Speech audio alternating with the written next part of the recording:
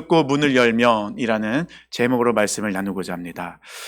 2월에는 우리가 동행하기 위해서 주님과 좁지만 생명의 길을 걸어가기 위해서 필요한 것들 중에서 듣는 것에 대해서 중점적으로 말씀을 나누려고 합니다. 로마서 10장 17절에는요. 믿음은 들음에서 나며 들음은 그리스도의 말씀으로 말미암았느니라고 말씀하고 있다는 것입니다. 우리는 듣는 것이 굉장히 중요합니다. 그리고 주님이 우리에게 음성을 들려주셨을 때 또한 그것 가운데 믿음으로 반응할 필요가 있다는 것이죠. 그것이 또 우리의 모습이기도 하고요. 오늘 본문은요, 성령 하나님께서 아시아의 그 소아시아 7교회에 보내는 편지 중 마지막 7번째 교회, 마지막 편지입니다. 라오디아 교회에 보내는 편지입니다. 이 라오디아 교회는요, 소아시아 7교회 중에서 유일하게 칭찬을 받지 못하고 책망만 받은 교회입니다. 다른 교회는 칭찬도 있고 책망도 있고 아니면 칭찬만 받는 교회도 있었는데 유독 이 라오디아 교회만은 칭찬은 없고 책망만 받고 있어요. 그렇다고 해서 우리 주님께서 라오디아 교회를 버렸냐? 그건 또 아니에요. 책망을 하셨다는 것은 무엇을 뜻하는 겁니까? 관심이 있다는 거예요. 여전히 사랑하신다는 것입니다. 관심이 없으면 책망도 하지 않아요. 화를 내지도 않고 혼내지도 않아요. 어떻게 되든 무슨 상관입니까? 나랑 관계 없는데. 근데 나랑 관계가 있기 때문에, 내가 사랑하기 때문에, 여전히 기다리고 있기 때문에 이 라오디아 교회에 예수님께서는 책망하고 계신 겁니다. 버린 것이 아니라 여전히 기다리고 계시고 사랑하고 계시고 또 그들이 돌이키기를 원하신다는 것입니다. 그래서 예수님께서는 오늘 본문에서 15절에서 17절까지는 이 라오디아 교회의 문제가 무엇인지를 진단해 주세요. 왜 예수님께서 이 라오디아 교회를 책망하셨는지 그 이유가 5가지가 나옵니다. 그리고요 18절에서는 그 문제에 대한 해답을 알려주세요. 아니 그냥 책망만 하시고 5가지 잘못했다 라고만 말씀하시면 그럼 그 다음 어떻게 할지 모르잖아요. 예수님께서는 18절에서는 3가지를 통해서 그 책망받은 것에서 돌이켜야 될 모습들을 알려주십니다. 그리고 19절에서 20절까지는 왜 그렇게 예수님께서 말씀하셨는지 그 이유, 목적을 알려주세요. 예수님께서 라오디아 교회에 그렇게 무섭게 책망하시고 그들이 돌아오라 말씀하신 이유는 19절을 보니까요. 여전히 그들을 사랑하시기 때문에 포기하지 아니하시고 끝까지 그들을 사랑하시기 때문에 책망하시고 사랑하기 때문에 혼을 내고 계시다고 말씀하십니다. 근데 예수님께서는 그냥 책망하고 끝나는 것이 아니 사랑으로 끝나는 것이 아니라 20절 보니까요. 그들과 함께하기를 원하신다고 말씀하십니다. 내가 너를 사랑하지? 사랑하는 것은 어디까지 가는 거냐? 내가 너희와 늘 함께하고 싶다. 동행하고 싶다. 예수님의 마음이라는 것입니다. 근데 문제는 뭐냐면요. 이 라오디아 교회가 책망을 받을 수밖에 없었던 이유 중에 하나가 뭐냐면요. 가장 큰 이유는 듣지를 못해요. 그래서 오늘 본문 20절 말씀하잖아요. 내 음성을 듣고 문을 열면 바꿔서 얘기하면요. 듣지를 못하는 거예요. 깨닫지를 못하는 거예요. 그래서 예수님은요. 이 라오디아 교회에 보내는 편지에서 우리는 좀 이해하기 어려운 그런 것들이 나왔는데 왜 이렇게 쓰셨냐면요. 라오디아 그 지역의 특색, 문화, 경제적 상황, 특산물 이런 것들을 이렇게 활용하시면서 이용하시면서 이 라오디아 교회 성도들이 깨닫길 원하시는 거예요.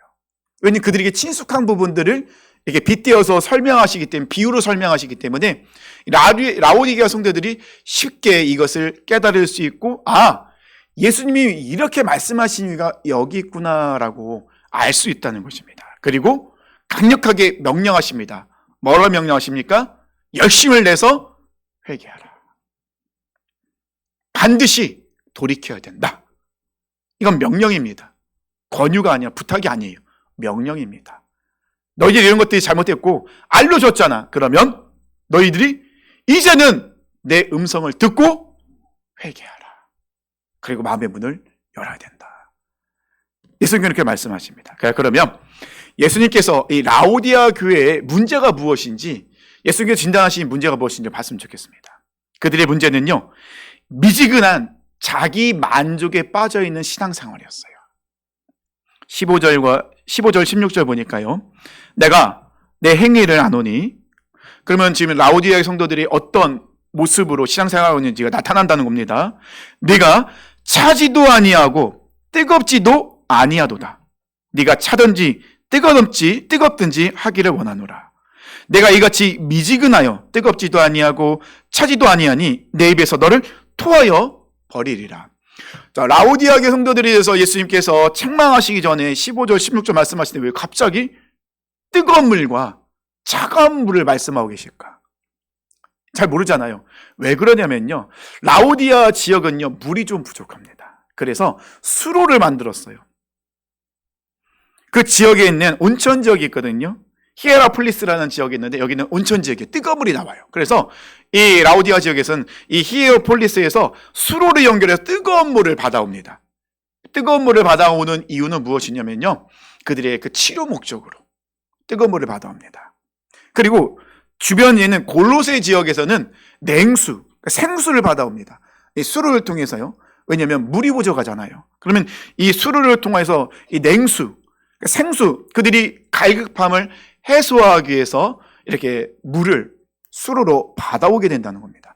근데 문제는 무엇이냐면요, 이 수로관을 통해서 이렇게 오다 보니 지금은 뭐 굉장히 기술이 발달되어 있으니까 열을 빼앗기지 않고 뜨거운 것에 영향을 받지 않는 그런 걸 가져올 수 있지만, 이 당시에는 그냥 관로가 연결되어 있는 것 뿐이었어요. 그러니 뜨거운 물이 오다 보면 이 라오디아 지역에 도착하면 뜨거운 물이 어떻게 되냐, 미지근해지는 거예요. 골로새에서 돌았던 생수, 차가운 물이, 이 갈증을 해소할 수 있는 물이 이 라오디아 지역에 도착하면 차가운 물이 어떻게 된다고요? 미지근해지는 거예요. 예수님은 물의 온도를 얘기하시는 게 아니에요. 뜨겁고 차갑고 미지근함. 이거는 믿음의 정체성이 무너진 그들의 모습을 그들의 수로 관로를 통하여서 빗대어서 말씀하고 계신 거예요. 미지근해지면요, 치료의 목적이 상실됩니다. 원래 차가운 생수를 통하여 갈증을 해소하려 했는데 이 차가운 물이 미지근해졌어요. 그러면 이 생수로서 갈증을 해소하는 이 목적이 상실되게 되죠. 미지근함이라는 것은 신앙의 게으름을 나타내는 것이 아니라 무감각이에요. 믿음에 대해서, 말씀에 대해서, 주님의 음성에 대해서 반응하지 않는 모습. 좀 쉽게 말씀드리면요, 뜨거운 물도 물입니다. 그죠? 차가운 물도 물입니다. 둘 다 물이죠. 뜨겁고 차갑고요. 미지근한 것도요, 물이에요. 이 라오디게 성도들은요, 어떤 상태냐면요, 미지근해도 물이잖아. 그 말은요, 나 예수를 믿고 있어. 하나님이 창조해 주시라는 거, 내가 인정해. 근데 교회 다니고 있잖아. 예배도 드리고 있잖아. 이런 모습인 거예요. 적극성은 없어요. 그냥 그들은 스스로를 변호합니다. 뭐라고요? 나 교회 다니고 있는데. 내가 예수님을 안 믿는 건 아니야. 나 예수를 믿어. 예수님께서는 이런 이 라오디게의 성도들에게 이야기합니다. 그들의 신앙에는 예수님의 색깔이 없어요. 뜨거운 색깔도 없고 차가운 색깔도 없고 미지근한, 이도 아니고 저도 아니고. 예수를 믿는데요, 예배는 드린대요. 하지만 예수님의 색깔은 없어요. 그리스도인다운 모습은 없습니다. 예수님께서 말씀하시죠. 내가 입에서 토해버리겠다. 이도 아니고 저도 아닌 그들의 모습에 대해서 예수님은 인정하지 않습니다. 무서울 때는 한 발을 교회에 담고 있고, 내가 원하는 것이 있고 즐기기 원하면 세상에 나가 있고, 하지만 세상에 즐기다가 세상의 것을 누리다가 살짝 두려운 마음을 살면 다시 교회로 돌아오고, 뜨겁지도 않고 차갑지도 않은, 심지어 예수님이 뭐라고 말씀하셨죠? 차갑든지 뜨겁든지 둘 중에 하나를 선택하라는 거예요. 스스로는 예수님을 믿는다고 하지만 진짜로 구원받은 자의 모습인지 아닌지 분간할 길이 없는 거예요. 아무 색깔이 나타나지 않습니다. 세상에 나가면은 그리스도인인지 아닌지 밥 먹을 때도 아멘 감사합니다 1초 만에 끝내고, 물론 이제 밥 먹을 때 기도를 안 한다고 해서 그리스도인이 아니라는 건 아니지만 색깔을 드러내지 못하고 있는 거죠. 무엇인가 결정적인 것 때 내가 그리스도인이다라고 외쳐야 될 때 다른 사람들의 눈치를 보면서 아닌 척하고 있는 모습들, 미지근한 모습이지 않을까요? 예수님께서는 이 미지근한 모습, 이 신앙의 모습을 17절 5가지로 그들의 진단하십니다. 17절 보니까요, 내가 말하기를 나는 부자라 부요하여 부족한 것이 없다 하나. 지금 이 예수님께서 그들이 이야기하고 있는 것을 그대로 얘기하는 거예요. 네가 말하기를 나는 부자라 부유하여 부족한 것이 없다 하나 내 공고한 것과 가련한 것과 가난한 것과 눈먼 것과 벌거벗은 것을 알지 못하는도다. 그들은 스스로 부자라 이야기하면 돼요. 부유하대요. 부족함이 없대요. 그런데 예수님이 진단은 뭐죠? 곤고하고 가련하고 가난하고 눈이 멀었고 벌거벗었대요. 라오디아는요, 당시 이 무역의 주요 욕충지에 있었어요. 교착지에 있었습니다. 그래서 아주 상업이 발달되어 있었습니다. 로마가 많은 지역을 다스리고 있을 때 로마 제국 중에서 이 라오디아는요, 손꼽히는 자족 도시였어요. 자기 만족의 도시라는 별명이 붙어 있습니다. 아쉬울 것이 없었어요. 실제로 AD 60년경 큰 지진이 있었습니다. 그래서 라오디아 지역이 큰 피해를 입었어요. 이때 이제 로마 황제가 라오디아 지역이 큰 피해를 입었으니까 우리가 도와주겠다라고 얘기했더니 이 라오디아 사람들이 우리의 힘으로 충분하다 하면서 황제의 도움을 거절했어요. 굉장히 자존감이 높죠. 우리는 도움이 필요 없다라는 생각, 우리가 가진 것으로 충분하다. 이것이 이 라오디아 지역의 이 도시의 정체성이었어요. 근데 문제는 이 정체성이 교회 안으로 들어왔어요. 교회 안에 들어와서 나는 부자라 부유하여 부족한 것이 없다.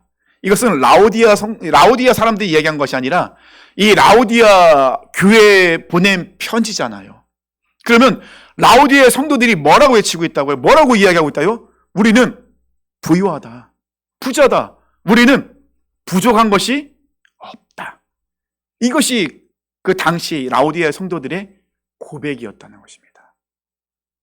바꿔 얘기하면요, 부족함이 없다고 느끼는 신앙은요, 복받은 신앙을 이야기할 수 없습니다. 굉장히 위험하다는 것이죠. 예수님의 도움 없이도 문제 없다는 거예요, 이 사람들은요. 우리 교회 성도님이 아닌데 제가 이제 여러 군데 사역을 했었잖아요. 그래서 어떤 성도님께 여쭤본 적이 있었어요. 성도님, 요즘 좀 기도 자리에 안 보이시던데 좀 기도하셔야 되지 않겠습니까? 라고 물어봤더니 이분이 너무 당당하게, 목사님 저는 큰 문제가 없기 때문에 기도할 필요가 없어요, 이렇게 얘기하시더라고요. 사실 이게 맞는 것 같기도 하지만 굉장히 위험한 말이거든요. 우린 문제가 있을 때만 기도하는 사람이 아니에요. 우리는 예수님께 도움을 요청하기 위해서 기도하는 게 아닙니다. 기도는 하나님과의 대화이며 관계입니다. 관계 맺는 거예요. 한편으로는 이분은 뭐라고 얘기하죠? 나는 예수님의 도움 없이도, 예수님과 함께하지 않아도 나는 살아가는데 전혀 문제가 없습니다. 근데 사실 우리 세상에서 그리스도를 살아가는 건 어렵습니다. 가치관의 충돌이 일어나잖아요. 세상 사람들이 우리 그리스도인들이 생각하는 말과 행동과 그 가치관 인정하던가요? 인정하지 않아요. 마태복음에서요, 예수님께서 제자를 보내실 때 말씀하십니다. 세상이 너희를 미워한다. 우리는 그리스도인의 세상에 나가면 어려움을 당할 수밖에 없어요. 그런데 기도하지 않고 주님과 동행하지 않고 어떻게 세상 속에 그리스도인이 살아갈 수 있겠습니까? 근데 라오디아의 성도들은 예수님 없어도 잘 살 수 있다는 거예요. 물질이 많기 때문에, 우리는 부유하기 때문에, 우리 부족함이 없는데, 예수님 믿긴 하지만 우리 삶 속에는 예수님 필요 없어요. 잘 살 수 있습니다.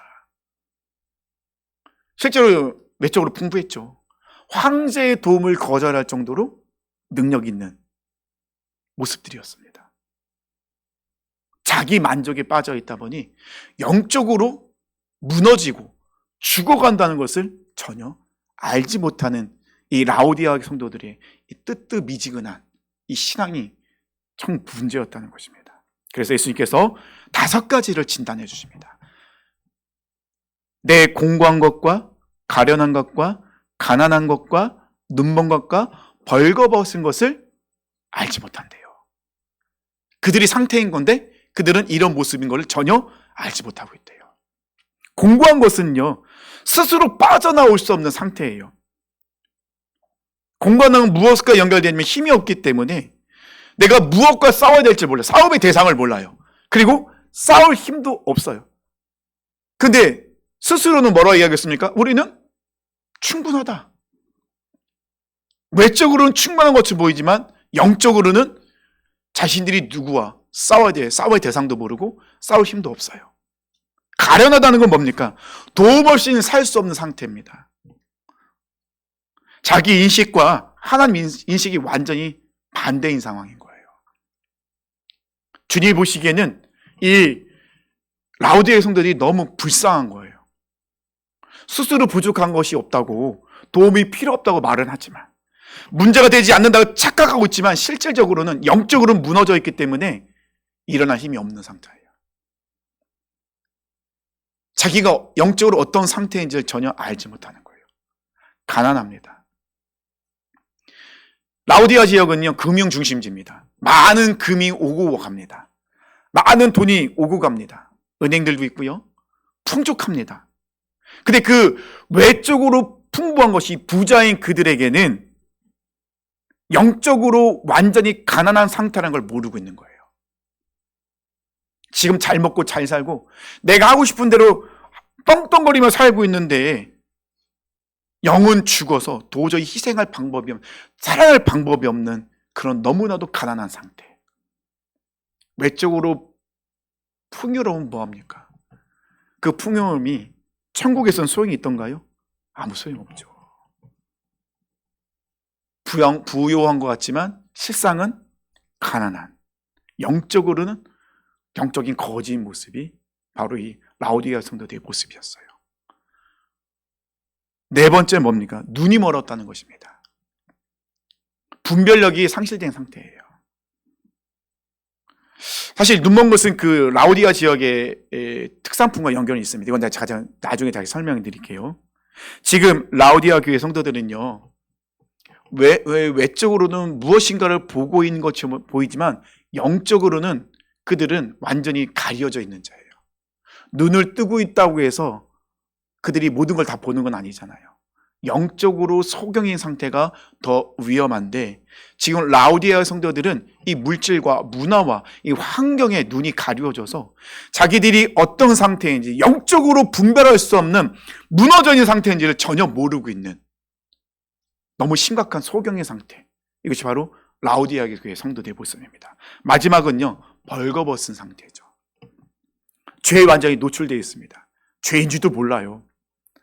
탐심에 빠져 있는지도 모릅니다. 자기가 우상인 것도 몰라요. 성경에서요, 벌거벗음은 대부분 죄 앞에 무방비 상태로 놓여 있는 모습입니다. 그런데 지금 이 라오디아에는 이런 상태에 놓여 있다는 것입니다. 분명히 이 편지는요, 교회에 보낸 편지입니다. 라오디아 교회 성도들이요, 믿음이 없는 게 아니에요. 믿음이 없는 게 문제가 아니라 그들에게 문제는 뭐냐면요, 자기 자신의 진단과 주님의 진단이 완전히 다르다는 거예요. 스스로 진단할 때는 문제가 없어요. 외적으로도 영적으로도 문제가 없다는 거예요. 왜요? 나는 교회를 다니고 예배를 드리고 예수를 믿고 있고 하나님 살아계시는 믿는데요. 그러니 난 문제 없지. 근데 영적으로는요, 전혀 예수님의 색깔이 없어요. 예수님과 관계가 없어요. 그들이 믿는 예수, 그들이 드리는 예배, 자기 만족이에요. 그래서 주님께서는 그들을 향해서 미지근한, 예수의 색깔이 없는 미지근한 모습이다라고 아주 강하게 책망하고 계십니다. 이 정도면 됐지 뭐. 충분하잖아. 나 오늘 이번 주일에 교회 갔는데, 나 예배 드렸는데, 나 기도했는데, 헌금했는데? 말씀을 읽었는데? 이 정도면 충분하지 뭐. 이 정도면 나 뭐 그리스도의 모습이지. 하지만 교회에서 모습과 이 세상에 나가서 모습 전혀 분간되지 않는, 색깔이 드러나지 않는다면 라오디아계 성도의 모습과 똑같다는 것이죠. 미지근한 모습. 내가 역겨워서 토해내겠다.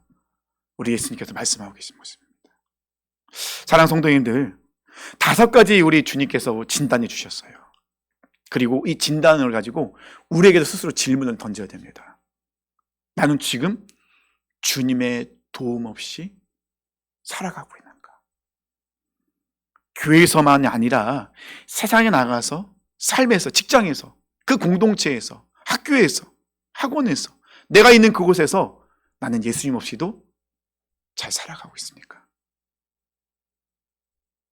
내 스스로 진단할 때는 아무 문제 없다고 생각하지만 주님이 진단할 때는 문제가 있다라고 하시면 그건 아주 큰 문제인 거죠.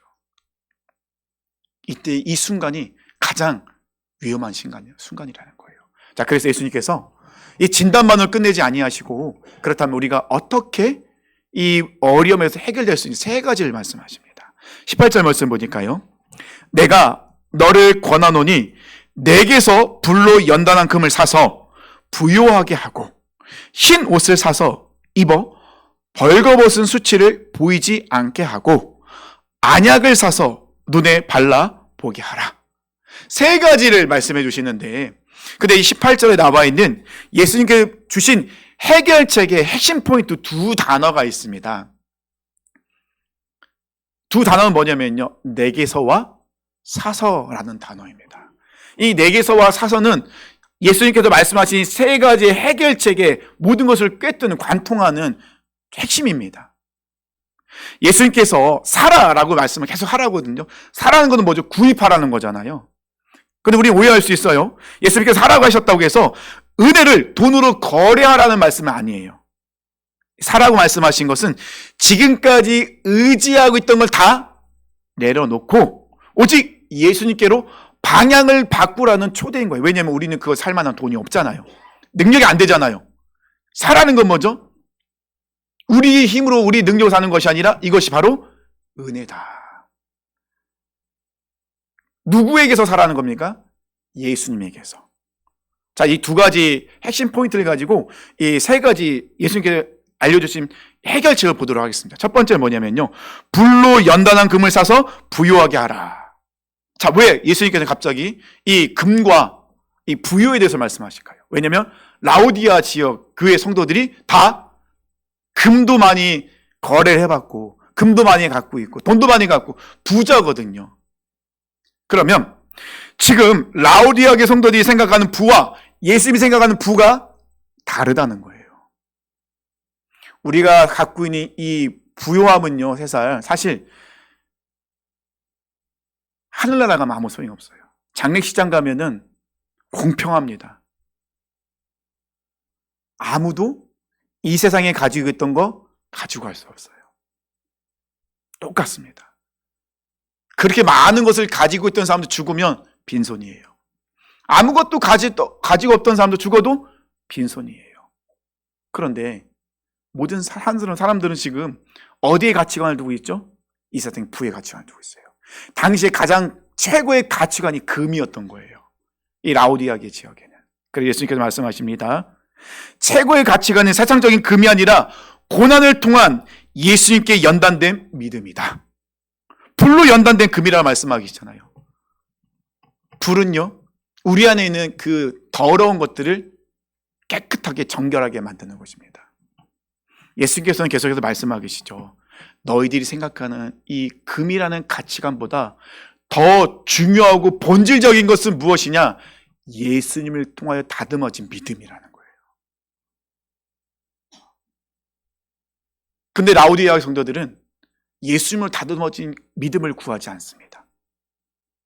그래서 예수님께서 말씀하시죠. 너희들은 불로 연단된 금을 사야 된다. 누굴 통해서요? 예수님에게서 사야 된다. 그 말씀은 무엇을 얘기합니까? 라오디아계 성도들은요, 예수님을 통과하지 않아요. 예수님을 통하여 다듬어지지 않고 있습니다. 그들은 내가 많은 것을 누리고 부족한 것이 없기 때문에 굳이 예수님께 내가 연단받을 필요가 없다는 거죠. 내 의지, 내 힘, 내 가진 능력, 내 물질로 충분히 살 수 있다. 근데 예수님 말씀하십니다.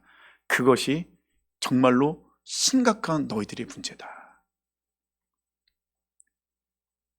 너희들이 중요한 것은 예수님을 통하여서 우리가 연단받아 깨끗하고 정결한 하나님 보시기에 합당한 믿음의 모습이 있어야 된다는 것입니다. 그들이 가져야 될 최고의 가치관은 금이 아니라는 거예요. 그들의 가치관은 연단된 믿음이라는 것이죠. 예수님께서 이 말씀하십니다. 예수님을 통해서만 이 믿음의 가치가 회복이 일어나는 거예요. 예수님을 통해서 이 방향이 바뀌게 되는 거예요. 금을 바라보던 자들이 이제는 주님을 통해 믿음을 바라보게 되는, 뜨거움을 소유하게 되는 색깔이 드러나게 된다는 것이죠. 누굴 통해서요?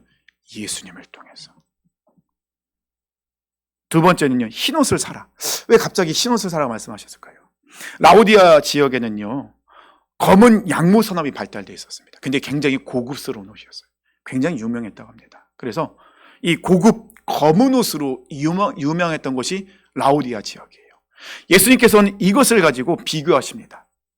그들이 자랑하던 고급진 검은 옷과 예수님이 주시는 흰 옷을 대비하고 있습니다. 예수님이 주시는 흰 옷은 어떤 옷이죠? 의의 옷이에요. 그들이 자랑하는 그 고급진 아주 비싼 검은 옷으로 그들의 죄와 수치와 탐심을 가리고 싶은데 가려지지가 않아요. 가릴 수가 없습니다. 마치 아담과 하와가 죄를 지었을 때 죄를 가리기 위해서 무화과 나무 잎으로 치마를 해봤지만 결국은 가릴 수가 없었습니다.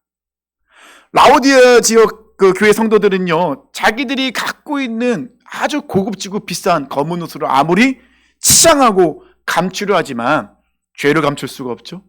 수치를 감출 수가 없죠. 탐심을 감출 수가 없다는 것입니다. 그래서 예수님은 말씀하십니다. 예수님을 통하여서 흰 옷을 사서 입어라. 그 말은 뭡니까?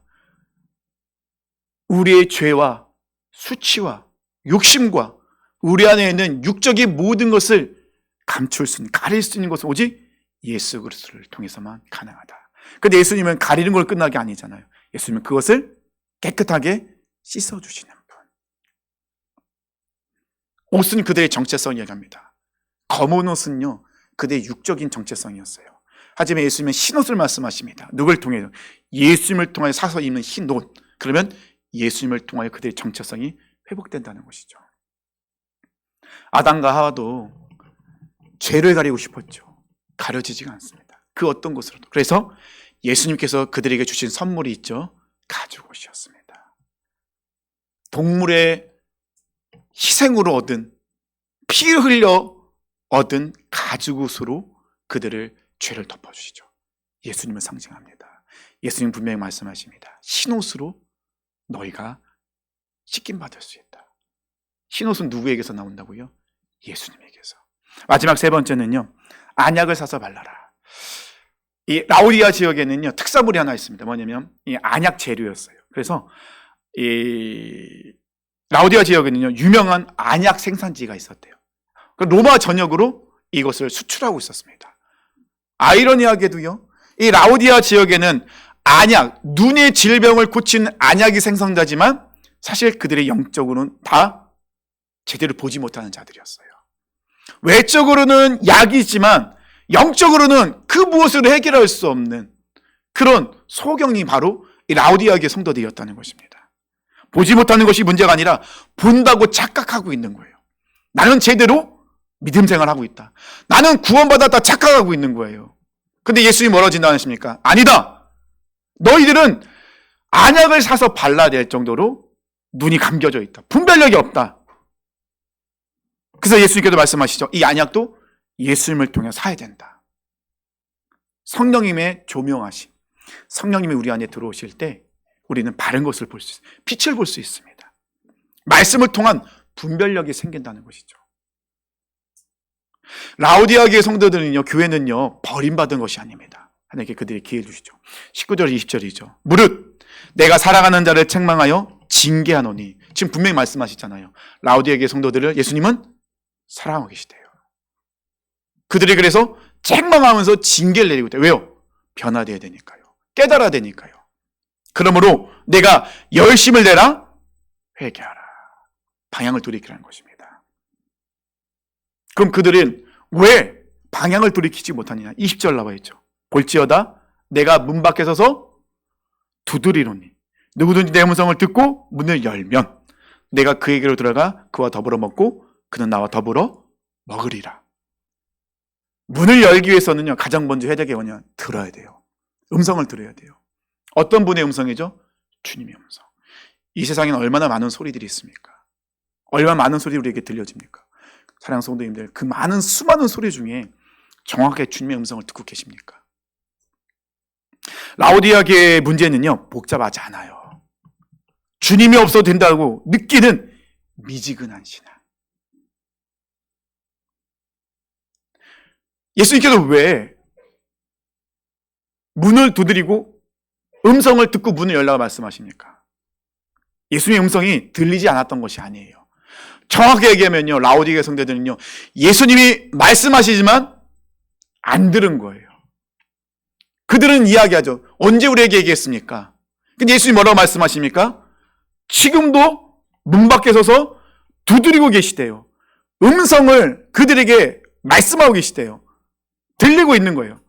말씀하셨으니까. 근데 라오디게 성도들은요, 안 듣는 거예요. 못 듣는 게 아니라 이것이 바로 미지근한 그들의 신앙 때문이죠. 예수님 없어도 충분해요. 괜찮아요. 나 예수님 믿는다니까요. 나 교회 다닌다니까요. 하지만 주님이 정작 말씀하실 때는 안 들어요. 이것이 바로 라오디게 교회의 문제점이었다는 것입니다. 사랑하는 성도님들, 예수님이 지금도 우리에게 우리 문 밖에서 두드리고 계십니다. 이 문이라는 것은요, 하나만 있는 게 아니더라고요. 우리가 전도할 때 그림 많이 사용하시잖아요.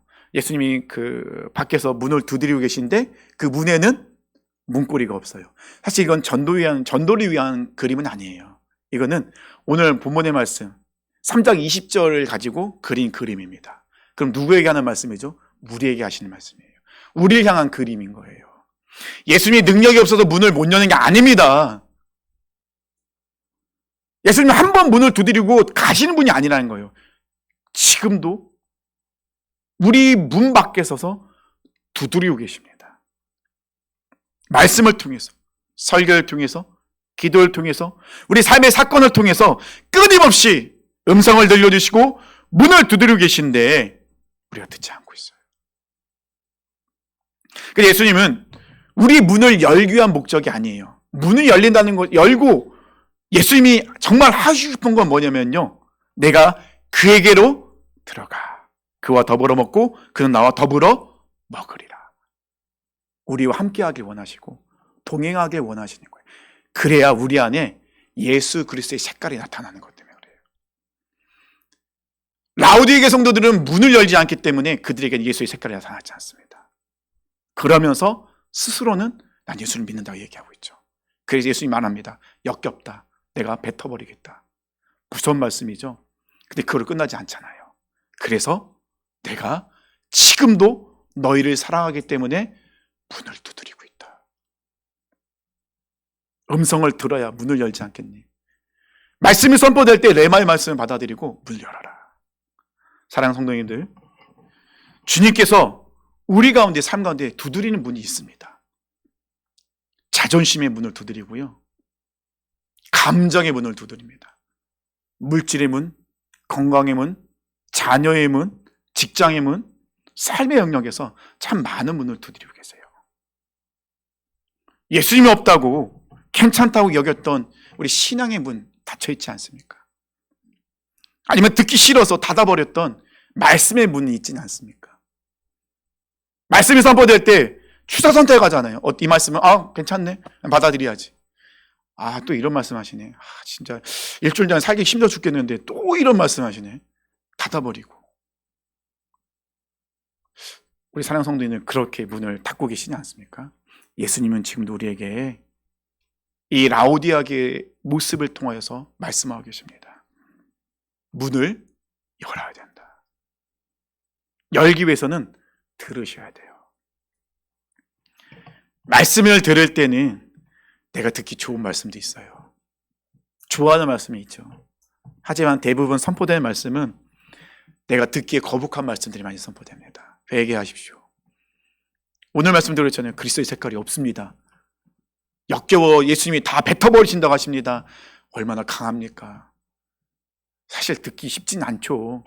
일주일 동안 세상에 사시면서 얼마나 치열하게 사셨는데 교회 와서도 혼나고 있고 회개하라고 듣고 있고 왜 그리스도인이 살지 못합니까? 라고 막 혼나고 있으니 사실 듣고 싶지 않죠. 어렵죠. 하지만 들으셔야 됩니다. 들으셔야 문을 열 수 있어요. 한 번 문을 열었다고 끝나는 게 아닙니다. 여전히 우리 삶의 영역에서 열어야 될 문들이 많이 있어요. 전 사랑하는 모든 성도님들이 이 말씀을 통하여서 솔직하게 한번 질문 던졌으면 좋겠습니다. 내가 닫고 있는 문은 어떤 문인가? 가장 심각한 문은 말씀의 문을 닫고 있는 게 문제예요. 사랑하는 성도님들, 말씀이 선포될 때마다 열었으면 좋겠습니다. 하나님은 사랑하는 성도님을 절대 포기하지 않으십니다. 떠나지도 않으세요. 우리가 문을 열 때까지 끝까지 밖에서 두드리신다고 약속하십니다. 언제까지 예수님 밖에 문을 두드리도록 내버려 두시겠습니까? 언제까지 그러시겠습니까? 우리 결단했으면 좋겠습니다. 주님의 음성을 듣고 문을 열면 주님이 우리 안에 들어오셔서 그는 나와 더불어 먹고 나는 그와 더불어 먹으리라. 우리가 동행한다 약속하셨습니다. 오늘 말씀을 통해 우리가 스스로 질문을 던지시고 내가 열어야 될 삶의 문이 무엇인가 깊이 고민하시기 바랍니다. 그리고 말씀을 통하여 그 문을 여십시다. 이것이 바로 우리가 주님과 동행하는 그리스도인의 모습입니다. 그럴 때 우리는 이 세상에서 작은 예수로 살아갈 수 있습니다. 그럴 때 우리는 예수님의 제자로서 이 세상에서 승리하는 삶을 살 수 있습니다. 그런 삶을 사시길 축원합니다.